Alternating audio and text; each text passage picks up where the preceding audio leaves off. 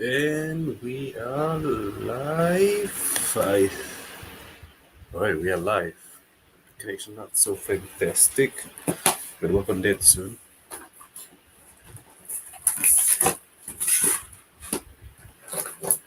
All right, guys. So today's episode is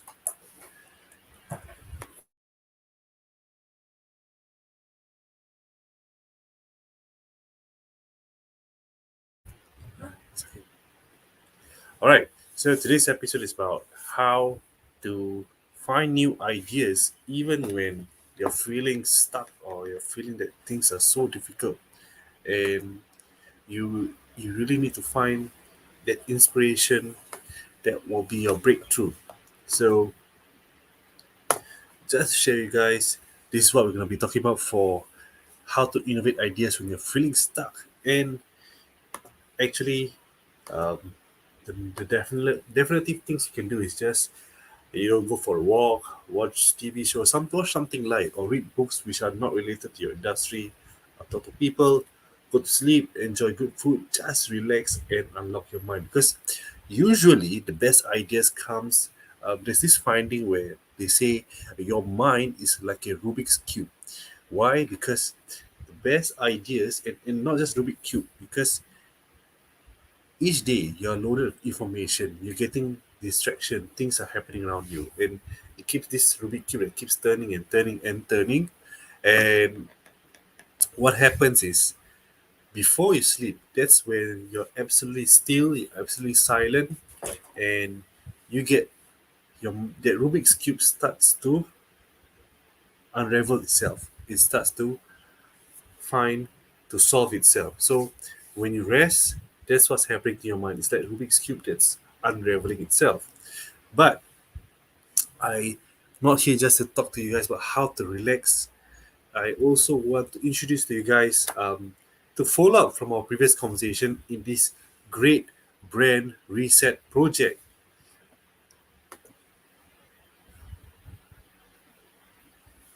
Okay, so from this great brand reset project,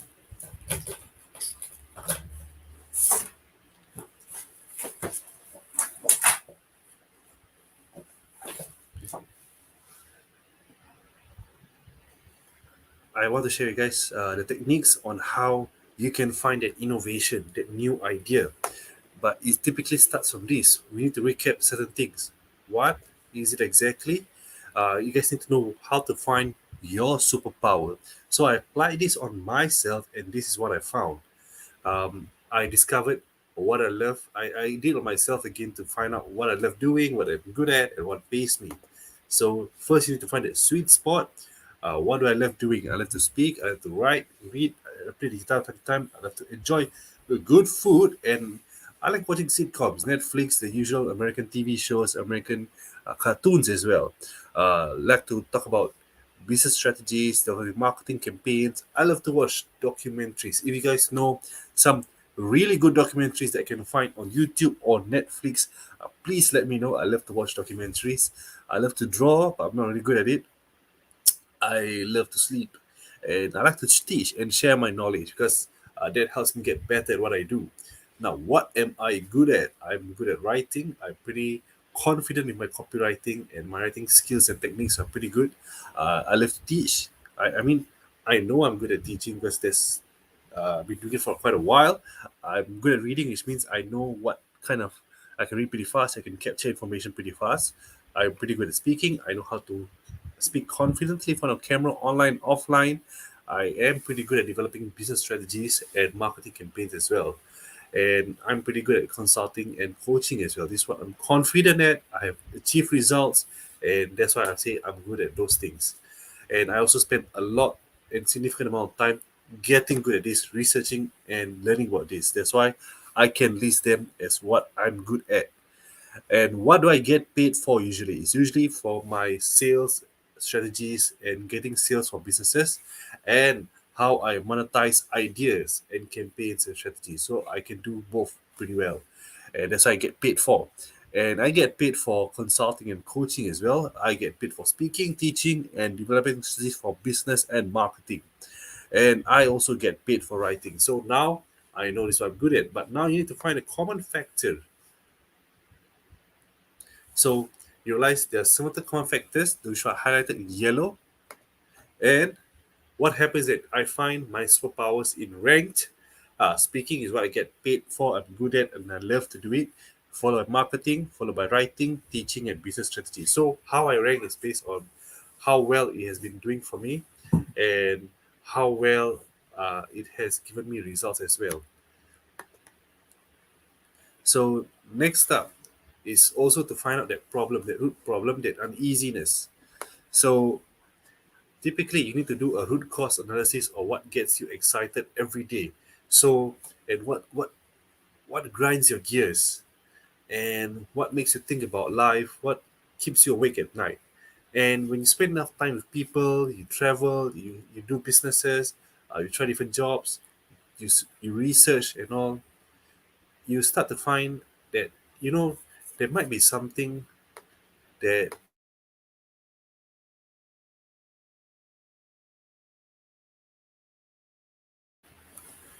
so you can find something that is difficult for people to understand, but it's something that gets you really excited. And then when you find that thing, you need to ask yourself 5 times. You need to ask yourself why 5 times. Why is it this thing that makes you excited? Do you still remain excited once you find it? Ask yourself, do you still remain excited after one night, 1 week, and 1 month? And right after that, I did a root cause analysis on myself to see uh, what is it that really grinds my gears. And I find that I'm really affected by people who do not unleash their true potential, who do not step up to share their knowledge to the world. And why does it affect me so much? Because I see so many talents miss opportunities because they are not confident to show up, step up. And yet, so many people, it affects me because so people who are not skilled or less deserving are getting all these opportunities. And why does it bother me that this is happening to these people? Because I am not even half as skilled as these people, and yet I have the opportunity to get so many doors open up to me just by showing up and stepping up. And why does it bother me about this even further? I ask myself again why. I feel sometimes undeserving and of these opportunities, and I want to connect people who are much more deserving, much more skilled than me, to these great opportunities that I have access to or know how to create. And then I ask myself further, why is this an issue? Because I want to be at ease with my conscience and I want to be fulfilled. So if I can unlock the potential of these people and guide them and empower them to engage these opportunities, I know I can have peace of mind. When I have peace of mind, I can perform better. I can unlock even more opportunities to be enjoyed and share many more people. And why is it a big deal to have the peace of mind and all? Because it was so hard for me to get a big break when I first started. It was so painful, and I don't want any one of these talents to go through what I went through. And so when I finally get that big break, I was so grateful because it changed my life. And if I can do good, get paid for it, and create even more opportunities and possibilities, that's the best kind of life to live. And that's the kind of life I want to lead and I want to share with other people as well. So, moving forward, we need to know what was innovation. You need to know what's a problem. You need to find the superpower. So, I found my problem and identified my superpowers, and that brings me to innovation, whereby I look at my problem, which is unlocking people's potential. I really need to be able to do that to be at ease and fulfilled. And it, I get excited about being able to empower them with ideas and inspiration. And I look at what are my superpowers that can solve that problem. What can I use to solve that problem? And it's speaking, marketing, writing, teaching, and business strategies. So I need to think in as a whole, how can I use all these five to solve the problem that I see to create the innovation? It didn't take me too long to think how to solve it. It was just my branding and marketing campaigns because I'm pretty confident developing branding and marketing campaigns, and I'm going to use that to solve that problem. That is the product of these two combined. So then we move forward. Move forward. Okay. Who are the people that can benefit from the kind of branding and marketing campaigns that I do, like how I shared in my whole list?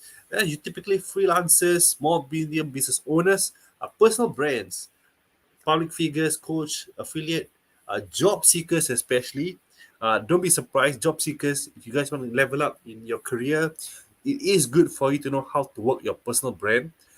Financial agents, financial advisors, financial consultants, real estate agents, real estate advisors, property advisors, or mortgage consultants, those who work heavily with uh, inside these industries, you guys are the ones who can definitely benefit from what I just shared.